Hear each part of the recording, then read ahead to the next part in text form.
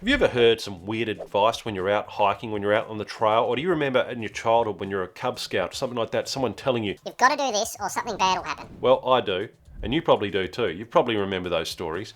Today, we are going into 10 hiking myths. We're going to debunk them, we're going to look at them, and we're just going to clear the air. So stick around because we're going to have a bit of fun. You don't want to miss the debunking of the myths on the trail. Hi everyone, welcome back. I'm Mauser. If you're new here, then welcome aboard. I've got over 30 years experience hiking here in Tasmania, Australia and all over the world, both as a guide and just a fun-loving hiking guy. And today we are tackling some common hiking myths that you may have heard around the campfire. And I certainly have myself. And look, I even used to spread some of these myths because I thought they were gospel. Let's get right into it. Let's have a look at some hiking myths and do some debunking. We're doing debunking today here. Let's go. So let's start with the first item on the list. And this one is tents. And more importantly, tent capacity or published tent capacity. Now all these tent manufacturers out there state the size, the person capacity of a tent. They'll state it as a 1-man, a 2-man or a 3-man. And here in this instance here, I'm mainly talking about the 2-man and the 3-man tent capacity. And the myth here, well, an example. A 3-person tent is not for 3 people. That is absolute rubbish. A 2-person tent really isn't for 2 people. You might be able to fit them in very tightly. You squeeze them in. I've done it myself. But really, if you want a comfortable size, a bit of room in your tent, then a 2-man tent is realistically a 1.5 or 1-person size tent.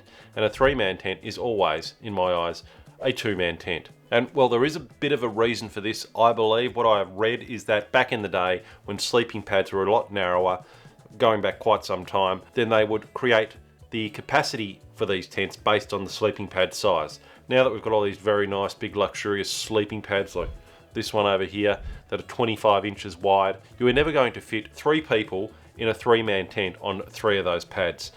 Even if the dimensions kind of like, even if it's a 75-inch wide tent, it's still going to be very tight. There's going to be no gaps between the pads. It's going to be, no room for any gear, stuff like that. So yeah, that's the first myth.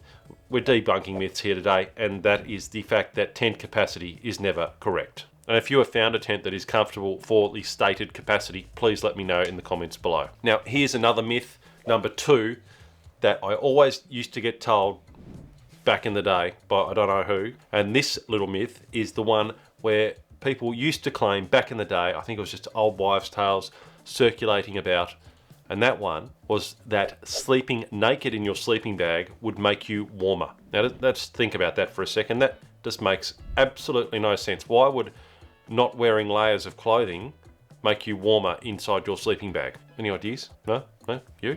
No. So this is just a blatant myth. Sleeping naked in your sleeping bag does not make you warmer. If you want to get warmer in your sleeping bag, layering is the key. Wear moisture wicking, lightweight clothing inside your sleeping bag. On those really cold nights, I love layering up, wearing my thermals, wearing a fleece. It just keeps you so much warmer than if you were to just stay, in raw naked in your sleeping bag. I mean, that's just crazy talk. Layer up, wear appropriate clothing, and check out my other videos for stuff about that. The next debunking we are going to do is number 3, and that is that you need to buy expensive ultralight gear. Now, while ultralight gear can be a definite game changer for some people, it's not necessary for everyone. What you should be doing is focusing on balancing your weight with cost and comfort. There are plenty of affordable options in all types of gear out there that are lighter on the wallet and definitely won't weigh you down. Now, I myself, while I do have a lot of lightweight, expensive gear these days, it's certainly not how I started out. I started out 30 years ago having to beg, borrow, and I didn't steal, I had to beg and borrow for all of my gear, packs, tents. About the only thing I did own in the early days was a decent sleeping bag. That's what I sort of got first, and then I would borrow my pack, I would borrow my tent. I would wear a very bad jacket, which I found recently. It was terrible. It was like an oil Japara, canvasy style jacket. Eventually, I think the second item I got was a good raincoat.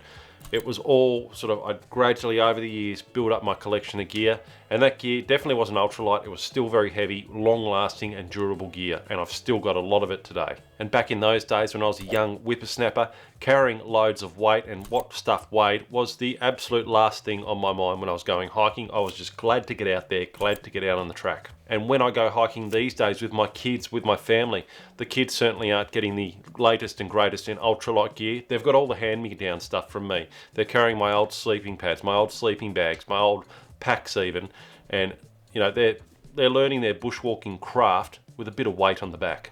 Not too much though. So there's certainly some compromises you can make in terms of gear and weight and cost. And there are also plenty of brands out there these days. Ones like, I think it's called Decathlon, who make some lightweight gear options which will not break the bank. They're a good option. There's secondhand hiking shops, there's Facebook groups, all these places you can go to for pretty affordable gear that is of a good quality. You don't need to be going out straight away if you're just getting into hiking and buying the crazy brands, the hyperlights, that sort of thing. You don't need to worry about that if you are just starting out. So definitely don't go out and buy ultralight expensive gear if you're just starting out. We move on to number 4, and that is you need a backpack rain cover when you are hiking in the rain. Now, while these backpack rain covers can help, they definitely aren't foolproof. And in my opinion these days, waterproof pack liners with a combination of dry sacks inside the pack liner in your pack offer much better protection than any pack cover possibly could. Now, I'm not having a go at you at all if you swear by pack cover. Very nice if you do. But I used one myself for probably half my hiking career for about 15 years. And I just found that they were useless in the end. They would blow off, they would get pushed off the pack by scrub and branches and trees as you walk past. No matter how tight you got it around the pack, no matter how snug fitting you got it over the pack, it would often come off the pack. It would get holes in it, and I'd just end up packing it away because the wind would have blown it off anyway. What I have found really works is by using a very good pack liner in combination with your pack, and then putting each, so I put my clothes into its own stuff sack as well, put my sleeping bag in a stuff sack, keep that stuff waterproof inside my pack, and then roll the top of the pack liner, and that is your seal against the weather. And the other thing with pack covers is to justify them. Some people will say, well, my pack's going to absorb this water, that is extra weight I am carrying. Personally, my pack's made of Dyneema and stuff these days. It doesn't absorb water. It basically is waterproof fabric itself, and I do not find that to be a problem. Certainly with an older style pack you might, and in that case maybe a pack cover, but these days I'm writing them off. No pack covers. Next up, number 5 on the myth debunking list today, and this is one that we used to always see as a kid in the cartoons and stuff. You'd see those dogs in the Swiss Alps with the little barrel of rum or whiskey or something on their collars. They'd be wearing them around. And well, the deal was there is that these dogs would come to your rescue when you were hypothermic, stuck in the snow, and they'd give you a little dose of alcohol, a little hot toddy in the belly. And that stemmed from the very big myth that a few shots of alcohol helped to warm you up when you were cold. Now, having come from a pharmacy background and studied a bit about hypothermia and stuff at university, this is definitely a myth that you don't embrace this one if you're hypothermic. Don't go drinking alcohol if you're hypothermic. While alcohol might give you a temporary feeling of warmth, what it actually does is lowers your core body temperature and impairs your judgment. And that's probably not what you want if you're in a dangerous situation and you're cold. You want to stick to non-alcoholic beverages to stay safe and warm. And that sort of stems into the next myth we're debunking today, number 6, and that is that drinking hot liquids warms you faster than drinking cooler room temperature liquids. Now, hydration is critical when you're hiking, but drinking hot liquids thinking it will raise your core temperature quicker, that's simply not true. It's almost impossible to drink enough hot liquid to the point that it would raise your core body temperature. And if you're drinking lukewarm water or cool water, you can drink that a lot faster than you can a hot drink. And while a warm drink might give you a psychological boost, it certainly won't warm you up faster. So most of the time, funnily enough, it's preferable to stick to cooler drinks, not boiling hot drinks, if you want to stay warmer in winter. But I'm not saying give away the warm drinks altogether. It's very nice to have a warm drink at the end of a long, cold day. It's beautiful. Just that psychological feeling of having a nice warm drink is very nice. So I have both, but just know that drinking the warm drink may not necessarily be warming you up quickly. Try and get some cold liquids in too. Alright, we're just over halfway, and if you're enjoying the video, please don't forget to like, please subscribe, and also sign up to the newsletter, which is there somewhere, right there. Scan that QR code with your phone and sign up to the newsletter. We're going to be doing some different things with the newsletter. It hasn't been coming out that often, but it's certainly going to improve. We've got some ideas that are coming along. They're just in the boiler at the moment, just heating up. Sign up to that if you want to stay informed about what's happening on the channel. Next up on the myth debuncation list today is number 7. And that one is that waterproof jackets are breathable. Now, I know that all these jackets, Gore-Tex, Hydronaut, H2No, all that stuff claim to be breathable jackets or materials. The jackets are made from claim to be breathable. But from my experience, over 30 years of experience, breathability can often be limited. In addition to getting a jacket made of these water repelling and breathable fabrics, you also want to take into account things like pit zips, those little zips that go under here, and other ventilation features that are going to improve transfer of perspiration and moisture out of the jacket. Other things like layering correctly as well will help you here enormously. And something I have recently discovered, which we'll be doing a review on very soon, is a mesh base layer. And that is fantastic for reducing sort of moisture and perspiration when you're wearing a jacket. A viewer put me onto some of the brands there.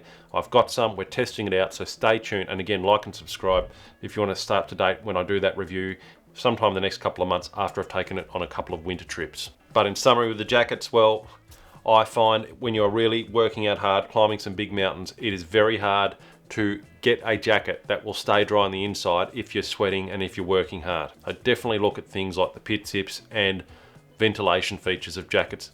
Don't just focus on the material from which it is made. Number 8 on our myth busting list today, and this is a good one, something I would often get told. I can remember in the Cub Scouts when I was a little fella, this is one of the things they told me around the campfire one night. And this is number 8, and that is that you lose most of your body heat through your head. Now, this myth, according to some sources that I could find, say that you lose up to 85% of your body heat through your head. And the idea, the one I used to get told when I was little, was that if you don't have your beanie on and it's cold outside, you're going to get cold extremely quickly because you lose 80% body heat through your head. So put a beanie on and you'll stay warm. You could basically stand there naked, put a beanie on and be very warm. Well, that's definitely not true. So from what I can find, it's more like you lose about 10% of your body heat from your head.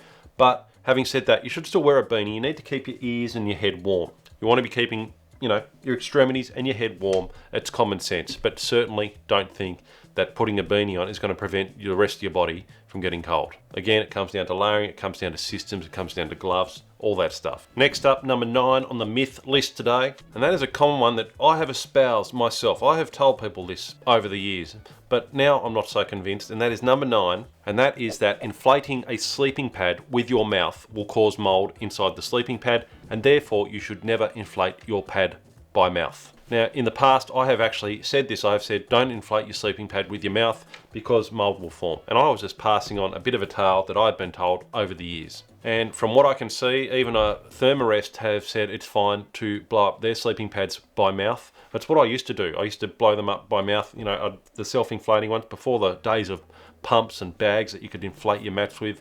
I'd always be inflating them by mouth.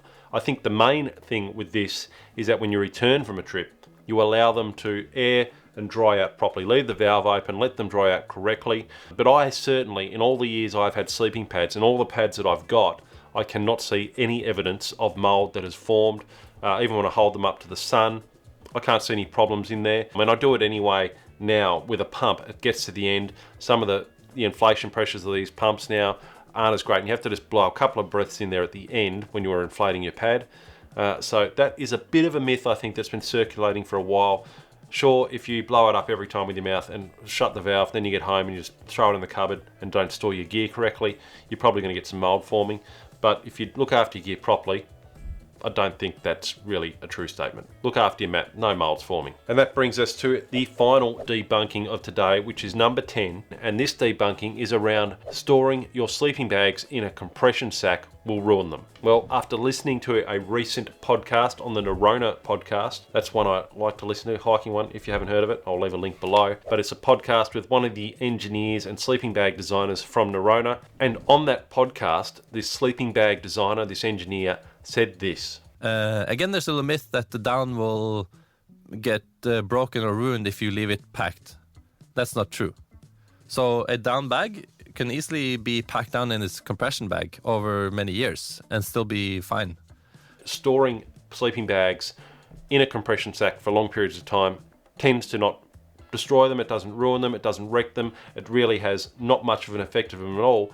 More of the issue is that if you store it compressed with moisture contained within it, so if you slept in it for the night and then immediately put it in a compression sack and leave it in there for a long time, that is what can cause issues around mold growth, around compressibility, that sort of thing. Storing a wet sleeping bag is not a good idea. But if it's dried out properly, if it's hung out to dry and air, generally when sleeping bags are stored for a long time in a compression sack, they should be fine. The down should re-loft. It's a very resilient fabric. It's a very resilient feather, down is. It's a resilient feather. It's very resilient anyway. But again, it's about the moisture. You need to make sure your bag is 100% dry before storing it. But having said that, I still store mine loosely in a bigger bag just because I like to do that. I wouldn't probably store it in the compression sack, but just be comforted in knowing if you've accidentally stored it in the compression sack for a long time, generally it is not an issue for the sleeping bag. Storing uncompressed is best, but storing in a compression bag isn't the end of the world for the sleeping bag. So that's number 10. Now check out this video where I go into some of my other tips and tricks for hiking. Enjoy that one. See you next time.